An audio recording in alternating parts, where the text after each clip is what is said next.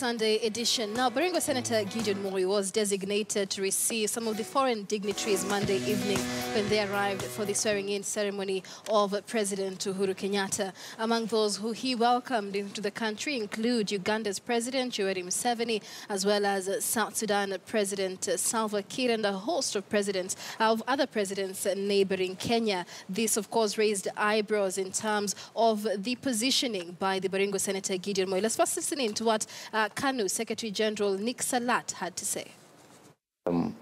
Foreign dignitaries and presidents, because I think it depends on the people or the dignitaries themselves who they prefer. And I think in most cases they have called, they have wanted him to receive them. And also other senators, I'm told, they do also have that opportunity to receive foreign dignitaries. All right, and of course, Gideon Moi's rising star has been a topic of debate in the political scenes. Let's begin with you, Brian, especially from a governance point of view, political strategies coming into play. But what is this symbolic of? I think we are all pretty aware, if we are good students of history, that there was some similar tension between the man of Gideon Moi and the current DP. In the sense that they were fighting for who is the superior or supremacy battles within the rift. And that rift was very eminent even during burials and funerals and so on, until the president actually had to intervene and, calm off the tension between the two. And that at some point, Gideon Moi took a nosedive, or he took a low profile in the sense that he didn't want to, go contrary to what perhaps had been brokered between President Uhuru Kenyatta and Gideon and Moi, the father, and also the previous visit by Uhuru's mother, Mama Ngina, to Kabarak, where she also perceived to have gone there to broker some deal. And that shows that the man has not been sidelined so much to the peripheries as far as the politics of the day are concerned. The man still commands a huge chunk of following in terms of the rift politics. And if the welcoming of the dignitaries is anything to go by, then I think we are seeing there is a resuscitation of Moi's, perceived dimming star now to a situation where he can actually be seen to be there. Initially, we almost forgot about Gideon Moi when he took that nosedive. And now he's actually coming out strongly to say that, look here, guys, I'm here. The decisions that had been taken previously had warranted me to take a low profile, but now things are changing and I have to occupy my rightful space. Of course, any son of a former president or a sitting president would want to behave in a certain way that the tree did not fall so far from the fruit did not fall so far from the tree. And this is a way of justifying the same kind of narrative or analogy. And Gideon Moi, of course, we all know that he has a party which is the founding party of this country, KANU. And this is not a party that some sections of this country would want to see it just disappearing from the political scene.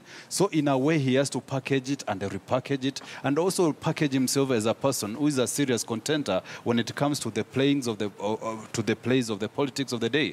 And I would want to see a situation where Gideon Moi is now going to be more ruthless, is going to be more assertive, is going to be actually a key player when it comes to succession politics of 2022, because he was given some stand and he followed the same stand through the negotiations that we all know. And this is the time that he has now to show that he was up to that game in terms of challenging the person of Ruto, in terms of who is going to be the kingpin of the rift. But now, because of those deals that made him to take a backseat, he is now coming out strongly to champion the agenda that he had before, and that's why we are seeing him coming out actually very strongly this time round. All right, Dismiss, the party, KANU, the party that he belongs to, is an affiliate of the ruling Jubilee party, considering that Deputy President William Ruto is also positioning himself for 2022 succession politics. How is Gideon Moi's entry likely to destabilize that balance? If you look at it in strict sense, KANU is an affiliate of President Kenyatta and not the Deputy President Ruto. Because the Deputy President Ruto and Gideon Moi have no time for each other. But maybe to place it in context, before the elections, Mama Ngina Kenyatta went to Kabarak to have a word with the retired President Moi for a cup of tea. And a few days ago, President Kenyatta still went to Kabarak to have a word and a cup of tea with President Moi. And I understand President Moi prepares a good cup of tea and boiled maize. So maybe they enjoyed the conversation. But more important, what Isaac Salati is saying there is misleading the nation. Because there are so many cabinet ministers today, and there are so many senators who would have been given the opportunity to go and receive the visiting heads of state. So how come it's only one senator who was, you can easily say, overburdened with the responsibility of receiving all these visitors? Now, it's not very hard to connect the dots. Gideon Moi is a pedigree politician. And he was being given access by President Kenyatta to meet these other regional heads of state, especially President Museveni, Kagame, and Salva Kiir, who've got very strategic interest in Kenya. And if you look at it from a diplomatic language, essentially what President Kenyatta is telling our neighbors is that in the event you're looking for me, and you cannot catch me, please look for Gideon Moi. He'll be able to receive your issues and he will sort you out. So what Gideon Moi is now playing is soft power politics. And Brian says that he needs to be more ruthless, like the deputy president, because the deputy president is ruthless, he's very agile, proactive, he can have 20 meetings in a day. But Gideon Moi has decided to play soft politics. And as we approach the next election, Rift Valley is going to be divided right in the middle. So people will have a choice either to go with Gideon Moi or to go with the Deputy President, Ruto. And the biggest mistake Ruto did during this election is his failure to knock out Governor Mandago and also Gideon Moi from elective politics. If I were Ruto, I would have pitched tents in Baringo to ensure that Gideon Moi does not retain his position. I would have done the same in Uasin Gishu to ensure that Mandago does not do the same. Now you have Governor Mandago, who is alive to the fact that the deputy president has no time for him. And then, of course, you have Gideon Moi with very serious political interest and understand he's got very deep pockets. So if he decides to open his wallet just for an inch, people are going to feel tremors. So the deputy president must be very nervous. And you'll notice that the common denominator in all those meetings, when President Kenyatta or Mama Ngina are having meetings with President Moi, the deputy president is not aware. He's not in those meetings. He probably gets the information on social media like the rest of Kenyans. That should make him nervous. All right. Hesbon, your thoughts on this and the fact that 2022 politics is largely in play here, even with Gideon Moi's positioning. But Deputy President William Ruto also comes into play, considering the region that they come from, a very vote-rich region, and then, of course, considering the inclusion of the likes of former President Moi and Mama Ngina also coming into play. What does this mean for the country? Well, I think there's a narrative that is emerging, whether it is by design or just through perception, which is default, that 2022 is going to be very interesting, and Gideon Moi is coming as a serious foe.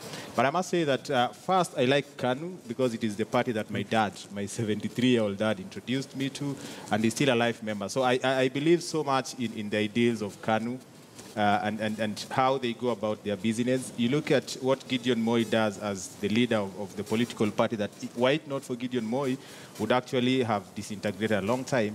He's one man who goes about his business without calling so much attention to himself. Right now, people are talking about Gideon Moi, but Gideon Moi is not showboating that I received these leaders. You know, it is the structures within KANU, and Honorable Nick Salat is very key to this.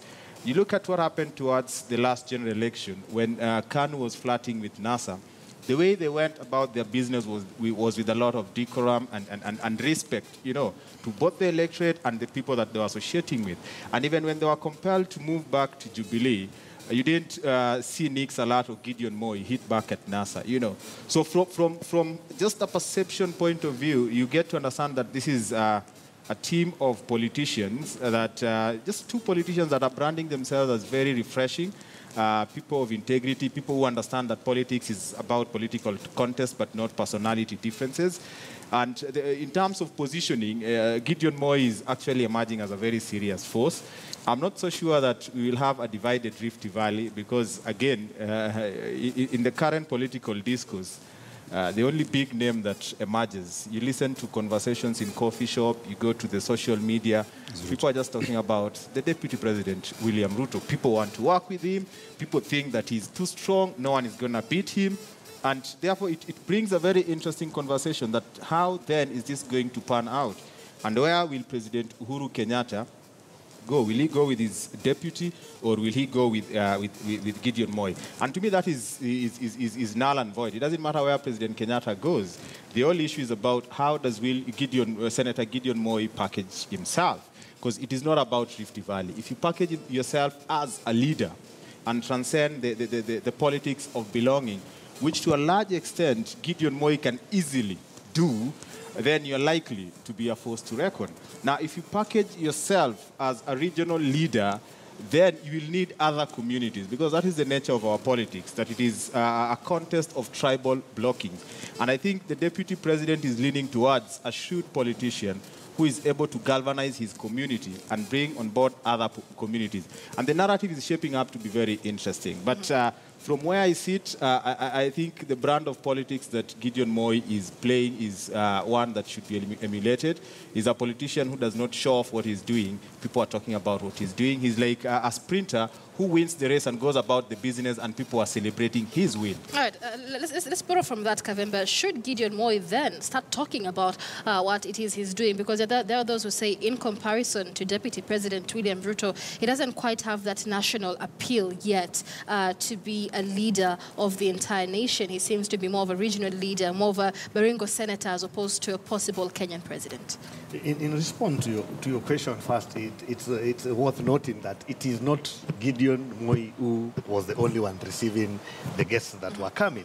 So the question then arises, why is it that he is the only one we singled out of all those who went to receive these visitors? First, I think the answer to that first is because he has already declared an interest in vying for the presidency in 2022. Number two is the perceived differences between him and the incumbent deputy president. Actually, if I'm not wrong, some time back, the Kanu party sent a congratulation message to the president, and they made sure that it was only the president. They did not send the congratulatory message to the duo. So clearly, probably people's perceptions about their rivalry is not very off target, because some of these things can send signals. Then what now even makes it more of a storyline is the contact between the former First Lady and mother to the current president meeting the former president, and also the president himself meeting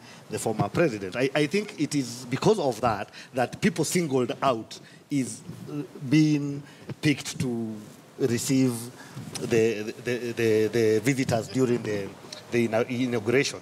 But how it will unfold, then time will tell. But the truth of the matter is that he has also declared interest. So people are also not very wrong in perceiving such a thing, because if he had not declared interest in vying for the presidency in 2022, probably it would not be a big issue. But again, he's the son of the former president. So it is possible that he knows these people in person. So Nick Salat is also not very much off the mark. You know the role the former president played in trying to bring peace in South Sudan. That meant that they had a lot of meetings with the leadership of the South Sudan. And by then, Salva Kiir was a deputy to the late Garang. And so there is a possibility that these are people who know each other. And that is also true of Museveni. So all this is what has made people pick out. He's being appointed to receive some of the guests, while it is clear that he was not the only one. But we have not discussed any of the other people. So the main reason is because he has ambitions to be the president, and there is also the perceived rivalry and between him and the current deputy president, and also the perceived closeness of his family and the current first family. Right, all right, Brian, unfortunately we're out of time. We have to wind up, but many thanks for joining us for this conversation. Gentlemen, we have Siasa Files, which is coming up in just a moment, but many thanks for joining us. Political analyst Mutinda Kavemba. We also have Hezbollah Owila, who is a political communication expert, Brian Mutia, who is a governance expert and law scholar, and last but not least, Dismas Mukua, who is a political risk analyst. Many thanks for joining us on Sunday edition this morning. Bring us to a close, to a close on the show this morning, but let's leave you with a look at Siasa.